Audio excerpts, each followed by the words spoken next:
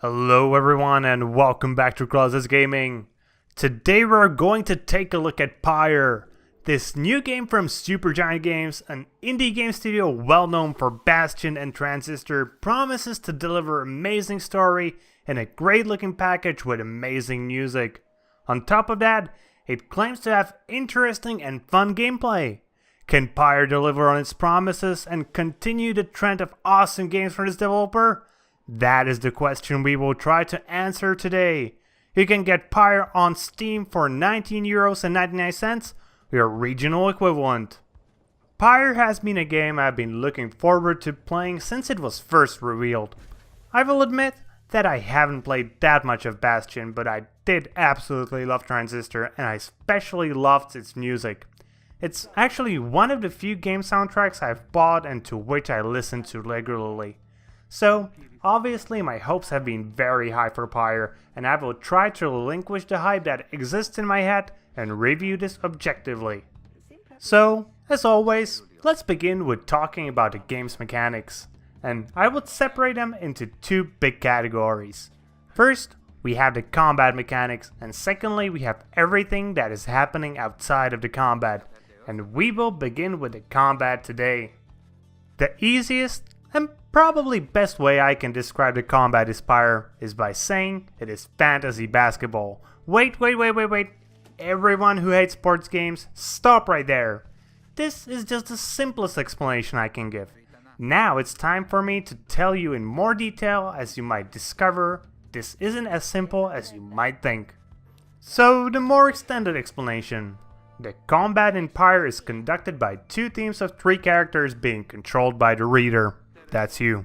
And the very basic goal of the game is to take the orb that spawns in the middle and plunge it repeatedly into the opponent's Pyre until you extinguish it. Okay, now I feel like I just made it sound even more like 3-on-3 basketball. Anyways, the difference is here. Each of the characters has an aura around him that allows him to banish his opponents for an amount of time.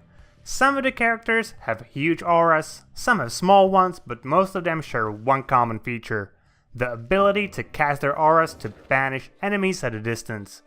There are 3 characters that use their auras very differently, as one of them essentially implodes his aura, creating a huge explosion that kills all the enemies within range, but it also kills him.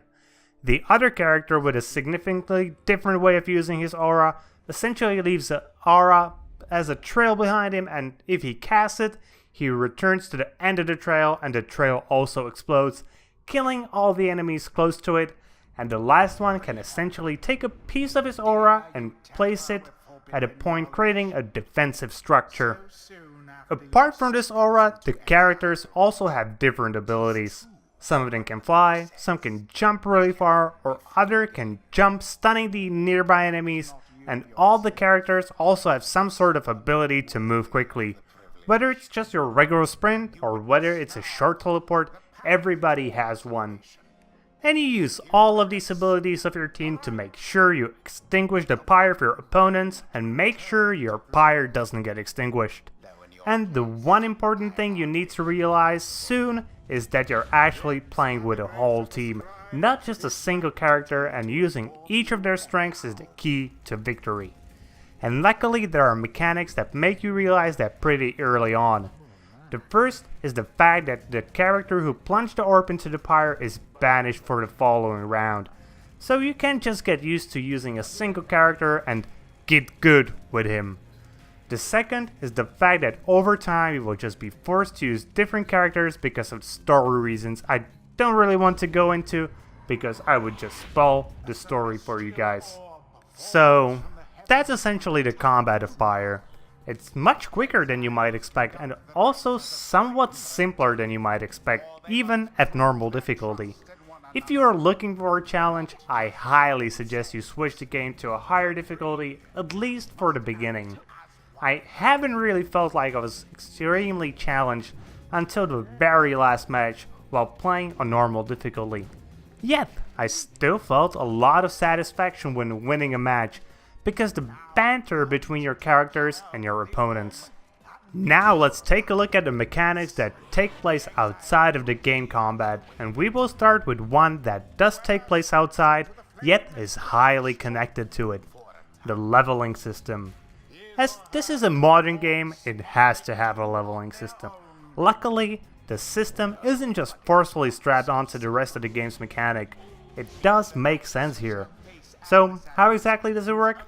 After each match, your team gains enlightenment, which is just another way of saying experience, and you have 5 levels you can gain in total. With every level, you get a chance to pick a talent that improves the character in some way. Sometimes it makes them more mobile, sometimes it improves one of their abilities, and sometimes it's even a party-wide buff for all the characters that are in battle. Apart from the leveling system, there is one more way to make your characters more powerful, and that is through the usage of talismans, the only pieces of gear you will find in Pyre. These magical talismans work very similarly to the talents, as they again improve the character, and again, sometimes they can improve various different stats or even some of the abilities. The nice thing about the talismans is the fact that each character can get a talisman tailored specifically towards the character in a special piece of combat where he or she needs to show they are worthy of the talisman. These little events are also a great way to familiarize yourself with characters you haven't been using as much, because you need to use the character's strengths while being wary of their weaknesses to even have a chance to win these, as you are alone with this single character in them.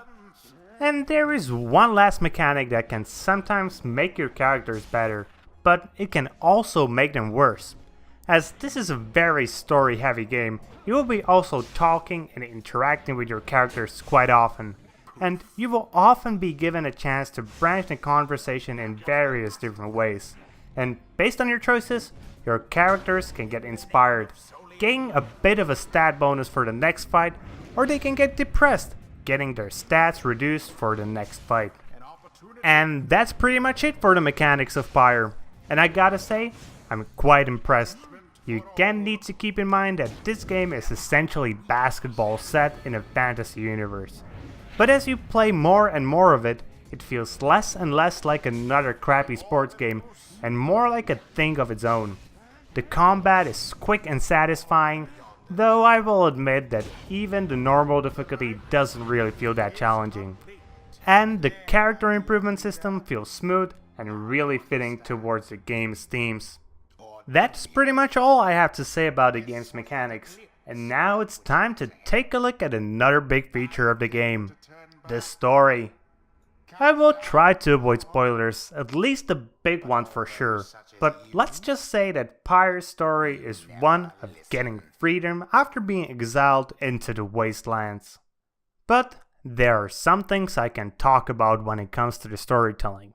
So, how exactly is the story told? Mainly through dialogues with your companions, the characters you use in the combat part of the game. To some degree, it even resembles a visual novel, as during your conversations with your companions, you will often see them being somewhat animated, changing from one pose to another, signaling their emotions. And the thing I really liked in this system was the usage of color to show what emotion the characters you are talking to currently are feeling. The second large part of the story in Pyre is the world building. And here I've been impressed to such a degree I have never even imagined. Supergiant Games create a fully functional fictional world that has its own social, economic, and political struggles. There are racial tensions, power struggles, and even historical events being mentioned all throughout the game, and they just make you feel more and more invested into your characters, and I freaking love that. Wish more developers would care this much about creating worlds that are fully fledged out. The world building is again mainly done through conversations with your companions, but there is also another tool used for this: the Book of Rights. This central point around a large portion of the game's story revolves around is also used to show you pieces of the history of the world. So when it comes to the story and storytelling, I can honestly say that I'm more than impressed on how well Supergiant Games managed to create a world that has everything a real world needs to feel real and immersive. The one issue is that a lot of this is hidden behind a lot of text. And if you aren't a person who likes to read about the lore, you might miss a lot of it. But if you are this sort of person, you're unlikely to pick up Pyre anyways, in my opinion. It would have been nice to have at least all the conversations fully voice acted, but I do understand that this would add a lot of cost to the project and would only make the development take much longer. Okay, we talked about the game's mechanics and its story, and now it's time to look at how the game presents itself on the visual side of things. And again, I am more than glad to say, Pyre looks amazing. The attention to detail, the use of colors, the unique characters all create a world just teeming with emotion. I'm unsure on how exactly to categorize the visuals, as they're somewhat in the middle between European and Asian styles. I'd say the background is done mainly in a European style, but the characters, well, at least some of them, have more of an Asian vibe to them. I don't think I can say much about the graphics, as I feel the footage of the video or the images you can easily find online will tell you more than me trying to describe this. I'll just say, I love them.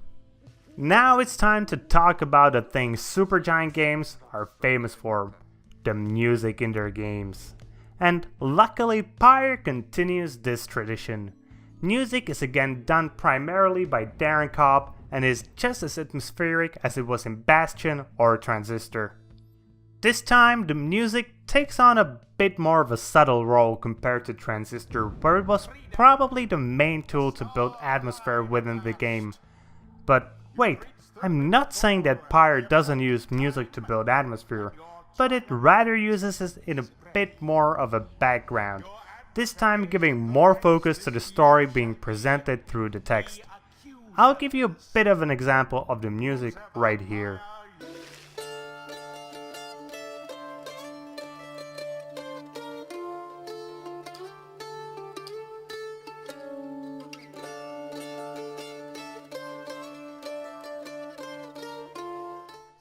Now let's take a quick look at the performance of Pyre. And here I'm happy to report I haven't seen a single issue throughout my gameplay. The game is not that demanding, so it will run on most devices, and I have seen no bugs and experienced no crashes either. So, everything is great here.